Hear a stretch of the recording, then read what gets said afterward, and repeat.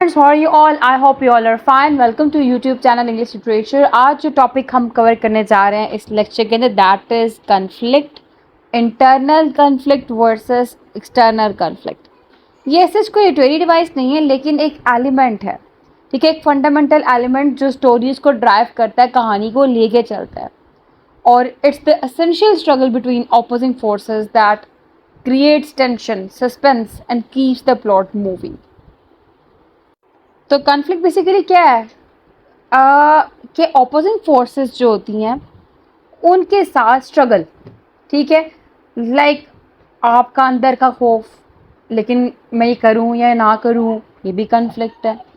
कुछ environmental factors, ठीक है, कि आप जो हो उसको मारने गए लेकिन रात का वक्त हो गया तो आप वो नहीं मार पाए किसी पर्सन को, ये भी कॉन्फ्लिक्ट है।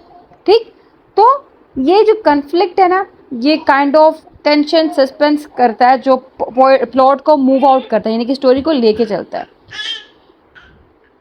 इंटरनल कॉन्फ्लिक्ट कैसा कॉन्फ्लिक्ट होता है?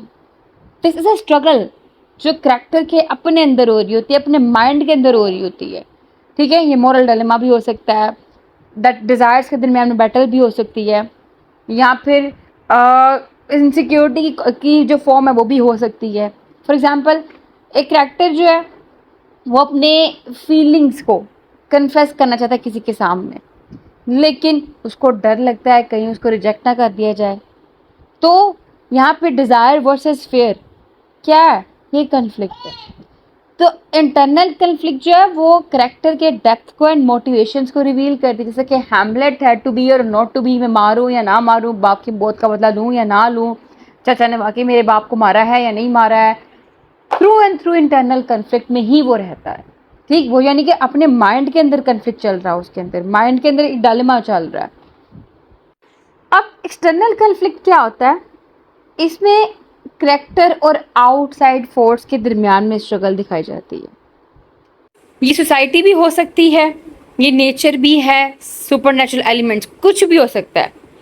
Example might be a character fighting against an villain, ठीक है, एक विलन के अगेंस्ट वो फाइट कर रहा है, स्ट्रगलिंग कर रहा है सर्वाइव करने के लिए, लेकिन क्या है, एनवायरनमेंट बहुत हार्श हो चुका हुआ है, उसको डिस्क्रिमिनेशन फेस करनी पड़ रही है। Character versus character, character versus nature, character versus society, कुछ भी, ये जितने भी फैक्टर्स हैं, this all are external factors, ठीक है। तो external conflict creates challenges that the character needs to overcome.